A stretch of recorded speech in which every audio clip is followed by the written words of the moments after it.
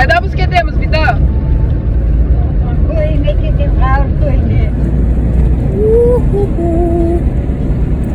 Bek dülbere bir daha.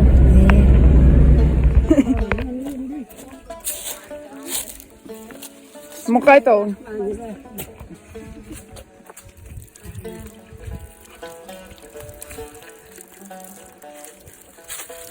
Hayır, 84 yaşına gelip toprağımda doğulgan koyundan su içtim.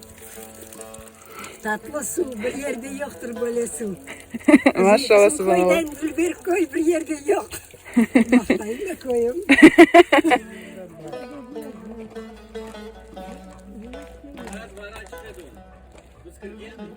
Bak bu adam sayamaz mı? Özümde tanımak gelip ana kart baba bir tane toprağına gelip kuvanam. Şimdi kayda geldik bir daha.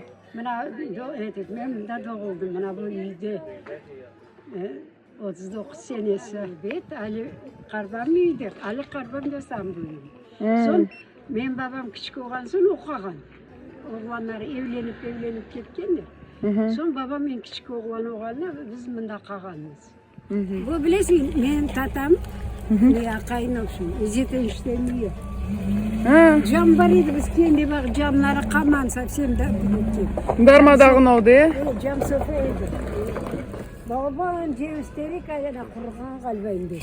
Hep ceviz yedik de hazırkası çıkıp bizi kulda tatam rahmetli. Bu bizim ceviz ben kar babam oturtkan diyordu.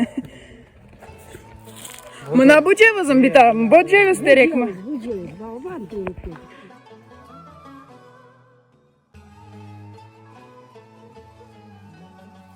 Buna ballarım, tohumlarım hepsini getirip çapraz suundan içirdim. Hepsi baktılar yaşasınlar. Ben yaşıma yetip yaxşı yaşamaktan kısmet etsin. Bala çağalarını östürüp, büyütüp.